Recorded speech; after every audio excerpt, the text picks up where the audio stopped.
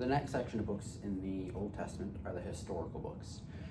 So this goes from Joshua through to Esther.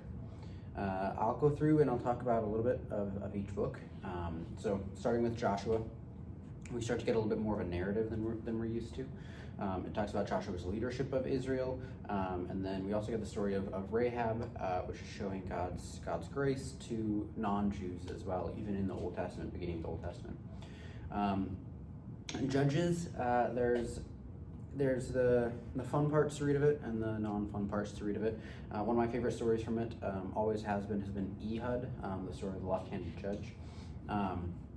I also love the story of Gideon that we find in Judges, where he leaves the fleece out, and I think this shows God's graciousness to show signs when there's like a genuine willingness to believe. Ruth is a phenomenal book. It's got a beautiful picture of love. I won't delve into it too much because I think I could do a whole video on Ruth.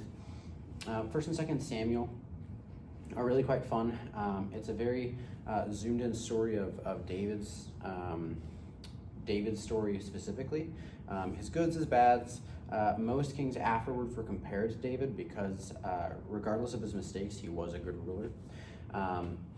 And then toward the end of 2 Samuel is when Solomon starts to move into David's position. Kings finishes up Solomon's reign. He started out strong but began to rely on his own wisdom instead of God's. In Kings, we get the story of Elijah, but after that, it's mainly just listing of all the kings, with the majority of them being evil. Chronicles starts out as really just a long list of genealogies, then a summary version of David and Solomon's stories, and then it moves into giving short stories of all the kings, kind of like Judges did. Their stories fluctuate in detail and length. This is pretty boring to work through. It slowly starts to show the kings lead Israel into more and more separation from God and what they should be doing.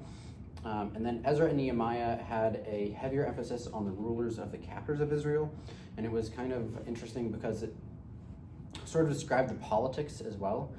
Then Nehemiah tries to lead the Israelites in confession, but it doesn't turn out as he hoped.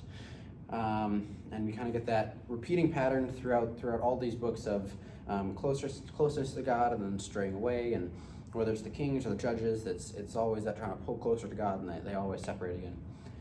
And then Esther's the last book in this quarter. One of my favorite books because it also is tied very deeply in history, where I mentioned this before, but the king in Esther is Xerxes, and I just think it's interesting to see the actual parallels to history in popular history textbooks.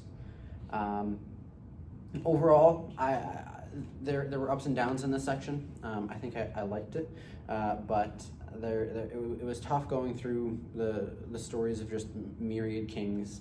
I think my favorite part, I love the books of Ruth and Esther, but I do think my favorite part was just David's story. So like 1 and 2 Samuel, fun to read through his endeavors.